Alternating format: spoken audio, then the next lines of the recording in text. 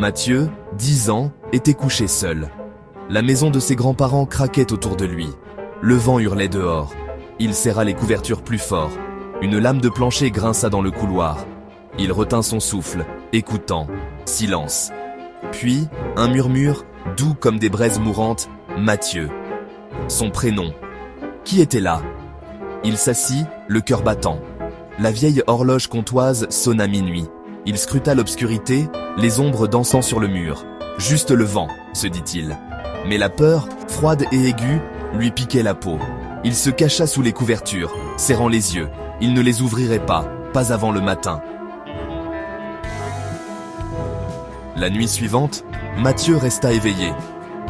Il se souvenait du murmure, de la façon dont il semblait glisser hors des ombres. Il fixa la porte de sa chambre, le vieux bois déformé et fissuré. Un filet de lumière du couloir se répandait à l'intérieur. Puis, il le vit. Une ombre, plus sombre que la nuit, s'étendait à travers la fente, sous la porte.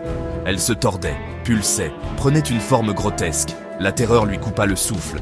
L'ombre semblait l'inviter, le tirer à elle. Il voulait crier, courir, mais la peur le cloua sur place. Sa porte grinça. Il sursauta, fermant les yeux. Les grattements commencèrent alors, doucement au début, puis gagnant en intensité. Cela venait de l'autre côté de la porte, juste devant sa chambre. Nuit après nuit, les grattements continuèrent, accompagnés du murmure, chaque fois plus près, plus insistant.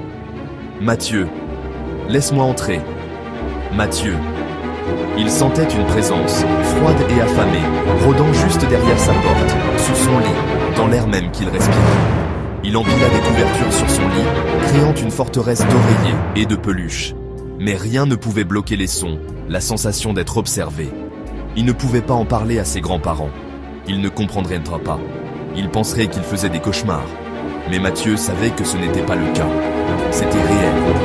Quelque chose était là, dans la maison. Quelque chose d'ancien et de maléfique. Et ça le voulait. Nuit, Mathieu se réveilla en sursaut. Le clair de lune traversait sa fenêtre, illuminant sa chambre d'une lueur étrange. Il sentit une présence, plus proche que jamais, le regarder. Lentement, il se tourna vers son miroir antique. Un œil, brillant de malice, le fixait. Il cligna, et une voix, rauque et froide, murmura de ses profondeurs. « Laisse-moi entrer, Mathieu. On peut jouer. » Son sang se glaça.